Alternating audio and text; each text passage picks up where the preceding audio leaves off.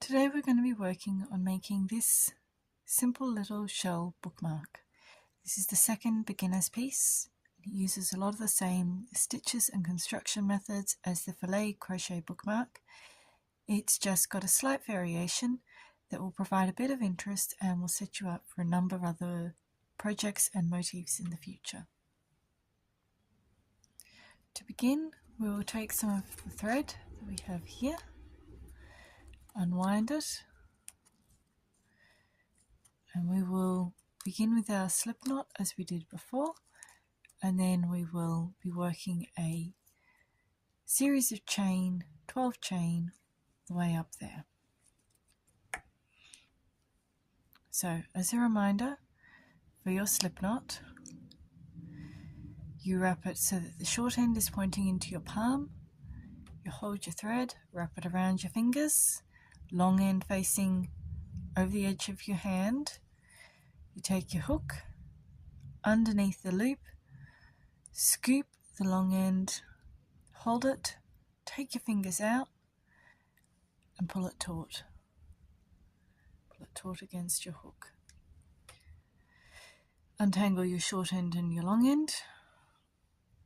Wrap your thread around your finger, I'll show you again, between your pinky and your ring finger, around, I'm doing this twice, underneath your ring finger and over your middle and index finger.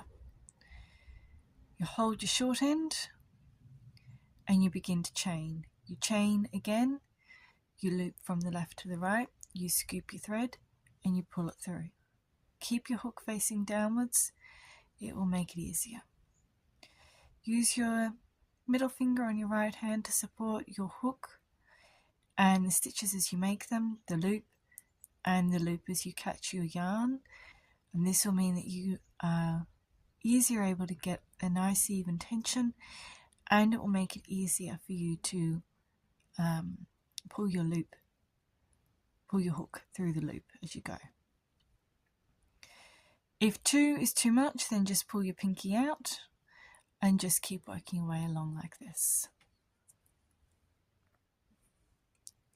So we have 12 chain to do. When you're counting your stitches, you're counting them as the loops. So here, I'll show you. I'll go close so that you can see what it is I'm doing clearly.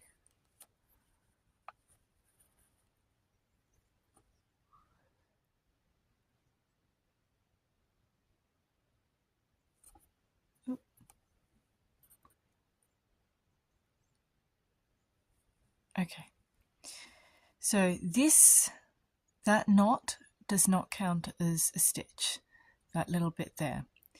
You're counting these loops. So 1, 2, 3, 4, 5, 6, 7.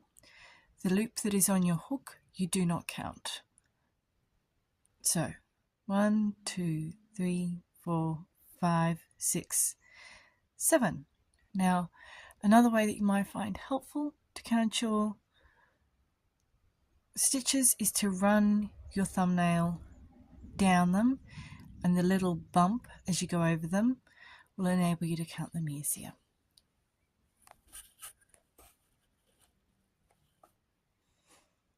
Now I'll work my stitches. So I have 7, 8, 9,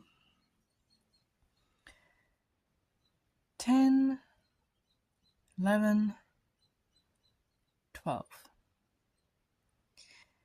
Now I'm going into the fourth, just check, 1, 2, 3, 4, fifth stitch, 2, 3, 4, the fifth stitch from my hook, 1, 2, 3, 4, 5, so into this stitch here, and I'll do that, I'll just put my thumbnail one further down and yarn over for the treble, go into that stitch, pull through, yarn over again, pull through, yarn over again, pull through. Now I'm on my thread. Then we do our 2 chain for this space here.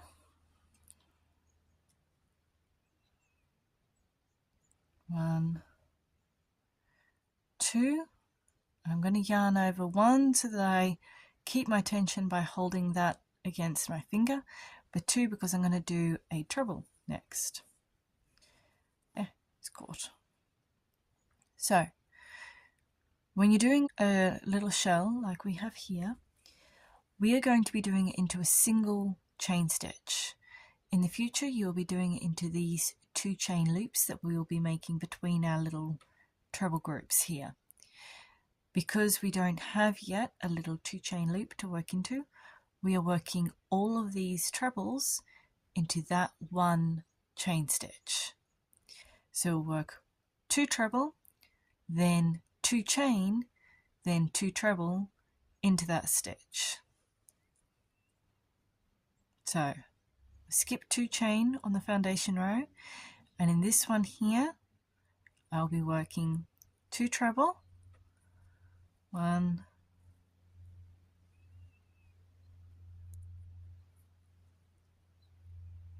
2,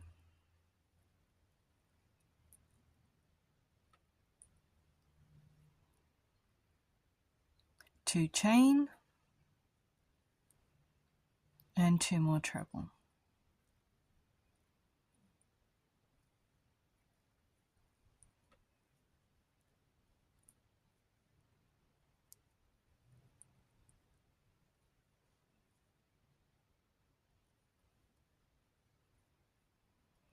And then we will work another 2 chain,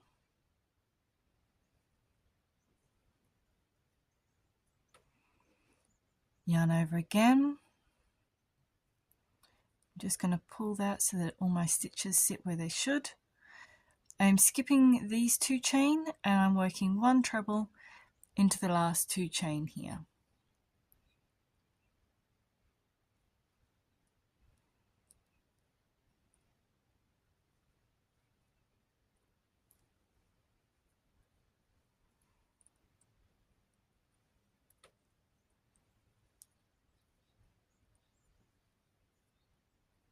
Three chain to turn,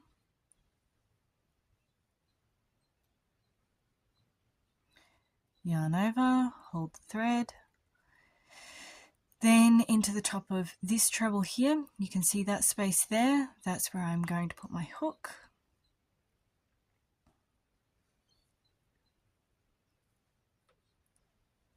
Two chain, yarn over, and this is what I was meaning by working into the 2 chain space. So it's not this one, it's this one.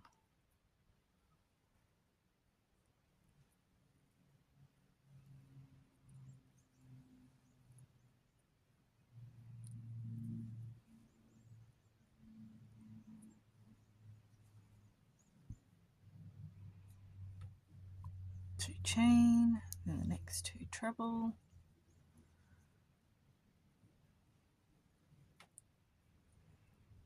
two chain, and then the last 2 treble go on top of these 2. So that one on there,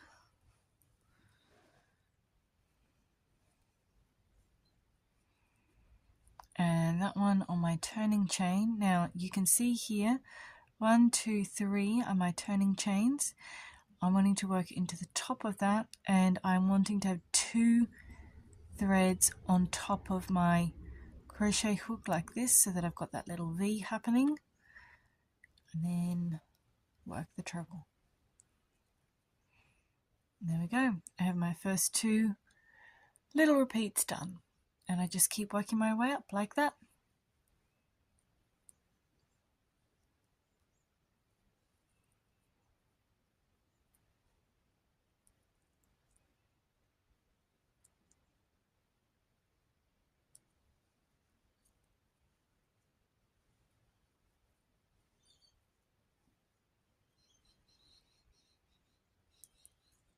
Oh, there you go. This shows you what happens if you make a mistake like I just have. So I only have 1 treble here. So I'm going to take my hook out, turn it back over. You can see that loop there. That is the loop after I finished my treble that would have been left on my hook. So I'll put my crochet hook into that loop, and then I would just pull the thread so that it all comes undone back to that point there. And now I can work that missing treble.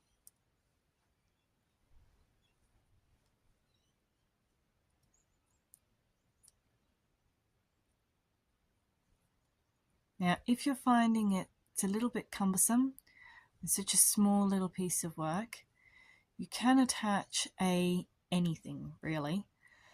A little scrap of fabric, a little scrap of lace that you've done elsewhere. If you have your first piece, the filet crochet, you can attach that to the bottom of your work here, and you can attach that with either a crochet hook or by very lightly sewing them together. I'll show you once I finish this row. So the last treble, 3 chain. Okay, so what you do for that, so what you do is you take your current work, the piece that you're wanting to join, and you overlap them slightly, and you take one of your bobby pins and you weave it through. You weave it like this, one, in and in, out and in and in, and you just push it through and pull your work straightish. There you go. Now we have an artificially lengthened piece of work. So as I'm working along, I have, that is the active row that I'm working my way back into. There, let me just move all the threads out of the way so you can see clearly. Okay, so that is the active row that I am working into here. Underneath there, that is where my foundation row is, and then I've joined this onto it with a bobby pin, and that means that I have something more to hold on to, so it makes it a little bit easier to work. So you can do this across a number of different things. You can do it with, as I say, anything you have lying around, a little scrap of fabric, a little scrap of anything that you have. Could even use a tissue, to be honest, fold it up in quarters and just bobby pin it in place. And you can use that so that it just lengthens it, so that when you're working, it's a little bit easier as you start.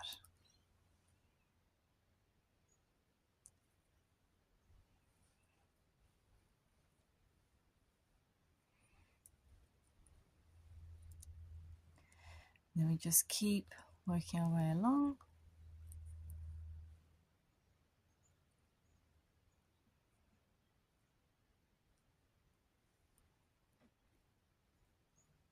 And the stitches did a funny thing there. I shall undo all of them, because they did a weird. There we go. Then we just work our way along.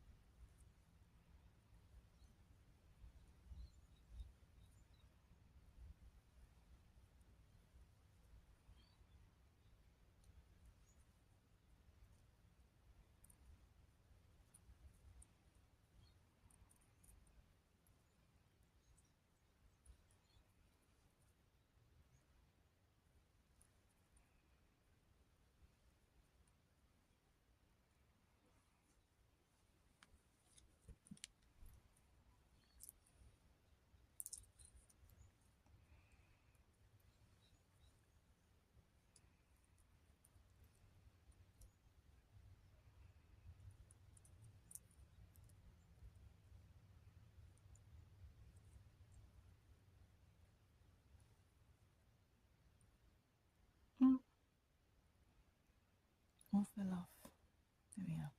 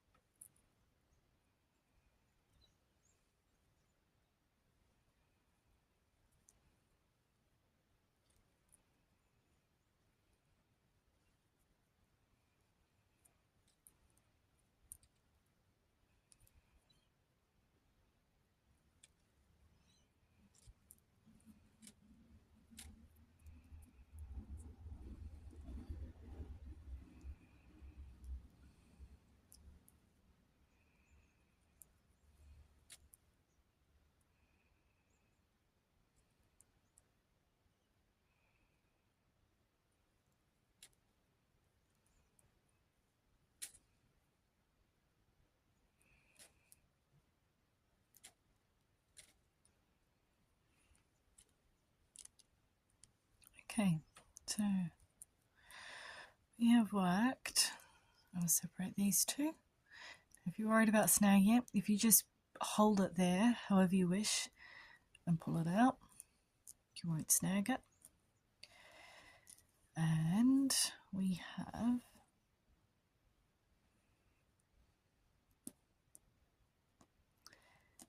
a little piece of lace. There we go.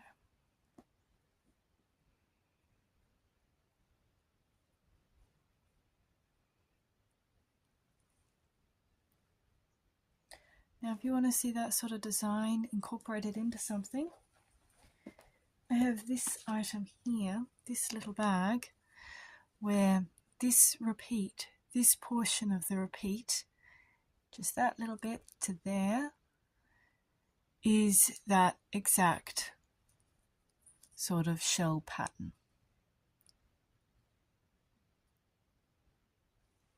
So you can see that that is what I have then attached this edging onto, and it just goes all the way around this little shell, and it's worked at a much finer gauge, but it's the same pattern, so you can use it for a whole number of different items. For a bookmark, for a little edging piece, to go around something as a little feature like that. You can use it for all sorts of different things.